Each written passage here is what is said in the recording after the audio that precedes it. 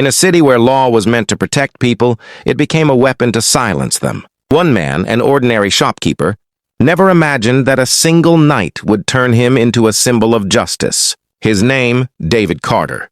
And this is his story. David Carter, a 38-year-old grocery shop owner, lived a simple life in the small town of Crestwood. Every morning he opened his tiny store at 7 a.m., greeting his regular customers, an old man named Mr. Brown, a schoolteacher, Mrs. Lewis, and a young boy named Sam. David believed in one thing: honesty is better than fear. His wife, Emma, and their 10-year-old daughter, Lily, were his world. They lived in a modest 2-room apartment above the store. Everything seemed peaceful. Until one rainy night. It was 10 p.m. when David closed his shop and started walking home. Suddenly, 2 police jeeps sped past him and stopped near the alley. Sirens blared as 2 officers dragged a young man, Ryan Miller, shouting that he was a drug dealer. David, curious and kind-hearted, walked closer. "Sir, please. That boy comes to my store. He's not like that," David said politely. But Officer Frank Doyle, a rough and arrogant cop, yelled back, "Stay out of this, Carter, or you'll be next." David froze. He saw Ryan crying, "I didn't do anything," before being shoved into the police van. The image haunted David all night. The next night, there was a loud knock on David's door. He opened it. The same officers stood there. "David Carter? Yes? You're under arrest for aiding a drug suspect." Before he could speak, they grabbed him roughly, handcuffed him, and pushed him into the van. Emma screamed, "What are you doing? He's innocent!" But no one listened. Inside the dark cell, David saw Ryan beaten and bleeding. Ryan whispered, "They're forcing me to confess, David." "Even though I didn't do anything." Officer Frank walked in, holding a baton. "You think you can challenge us, Carter? You spoke against the police, and now you'll pay." They beat David, too, leaving him bruised. He spent 2 nights in jail without food or contact with his family. But something changed inside him. His fear started turning into fire. After 3 days, a kind lawyer, Sophia Grant, came to see him. She said, "I heard what happened. You have rights, David. The police cannot arrest or torture you without evidence. You can fight this." David looked hopeless. "Who will believe a poor shopkeeper against the police?" Sophia replied firmly, "Truth doesn't need power, David. It needs courage." She filed for his bail and got him released. But when he returned home, his shop was sealed, labeled under investigation. His wife and daughter were terrified. Sophia suggested going public. She uploaded David's story online. Within days, thousands of people commented, "This happens everywhere. Justice for David!" News reporters came to his home. But Officer Frank and his men began threatening him again.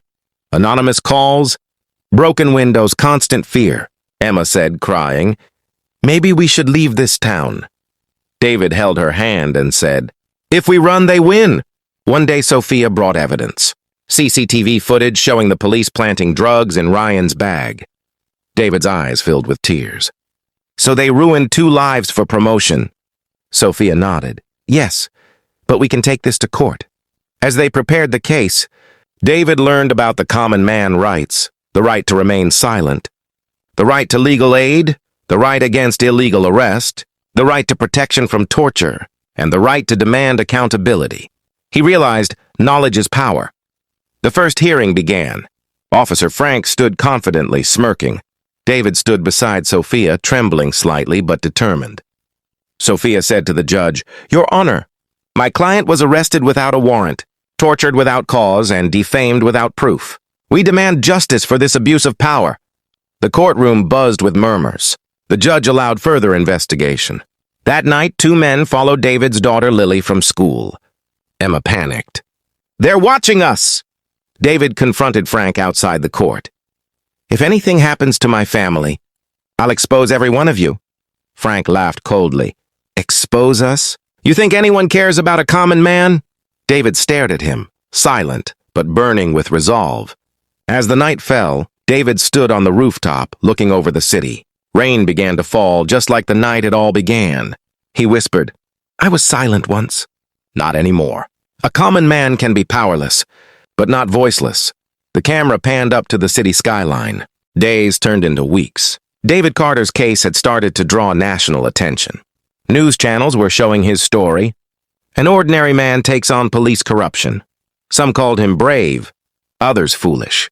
But David didn't care. Every night he sat with his wife Emma and daughter Lily, telling them, "We've come too far to stop now." Lawyer Sophia Grant was constantly preparing evidence, witness statements, and documents. The CCTV footage was their strongest weapon, proof that the police had planted the drugs. But before the next hearing, something unexpected happened. The footage went missing from the evidence locker. Sophia rushed into David's house that night. "It's gone! The footage, the only proof we had, someone deleted it." David froze. "How?" She looked down. "Someone from inside the department must have done it.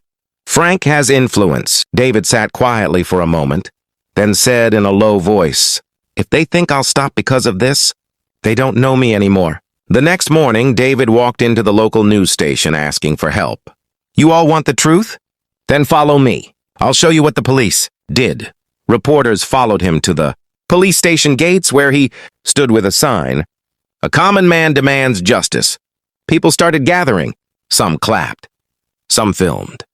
Within hours, dozens joined him, ordinary shopkeepers, teachers, laborers. By evening, there were hundreds. Frank Doyle watched from inside, his face filled with rage. He walked out with a forced smile. "David Carter, making a scene again?" David looked him in the eye. "No, I'm making history." Frank whispered coldly, "You'll regret this." David replied, "I already did. The night you broke the law."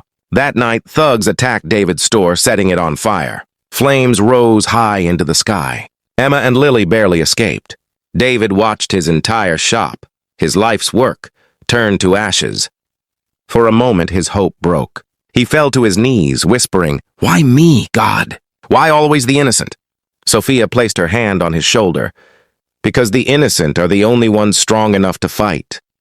She had secretly made a backup copy of the CCTV footage earlier. "They deleted one copy, but not all." David looked up, eyes wide. "You kept another one?" She nodded. "Yes, for moments like this." The next court hearing was different. The courtroom was full, media, citizens, activists. David stood calmly. Sophia presented the backup footage. The screen played the truth. Officer. Frank and his team placing packets in Ryan's bag. Gasps filled the room. The judge's face hardened. Sophia spoke firmly. "Your Honor, this video proves that the police fabricated evidence, arrested 2 innocent men, and abused their power for personal gain. This is not just David Carter's fight. This is every citizen's fight." The defense lawyer tried to object, but the judge silenced him. "Enough! This court will not tolerate such injustice." He ordered a full inquiry against the officers involved and immediate suspension of Frank Doyle. Frank's face turned pale. He shouted, "You think you've won, Carter? You just embarrassed the entire force." David looked at him calmly. "No, I reminded them what justice means." The judge continued, "This court acknowledges the wrongful arrest and torture of David Carter. Compensation will be issued, and disciplinary action will follow." The sound of the gavel echoed through the hall. Justice had spoken. Outside the courthouse, cameras flashed. Reporters surrounded David. "Mr. Carter, how does it feel to win against the police?" David smiled faintly. "It's not about winning. It's about reminding them. Even a common man has rights. You don't need power to stand for truth, you just need courage." That evening, David walked back to his burnt shop. Only black ashes remained. His daughter, Lily, handed him a small, half-burnt signboard that once said Carter's Grocery. He smiled softly. "It's okay. We'll rebuild, not just the shop, but trust." Sophia joined him and said, "You've started something." "David, people are talking about reforms, about accountability.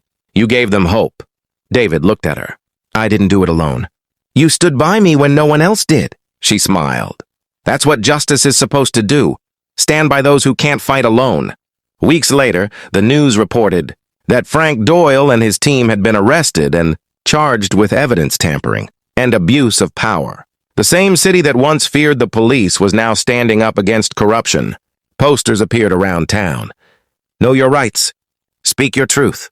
Be like David Carter." One night, David sat on his rooftop again, the same place where he had once vowed never to stay silent. Rain fell gently. He looked up and whispered, "It wasn't just my fight. It was every man's fight who ever feared a uniform." Emma came beside him. "You changed the system, David." He smiled. "No, I just reminded them that the law belongs to the people, not the powerful."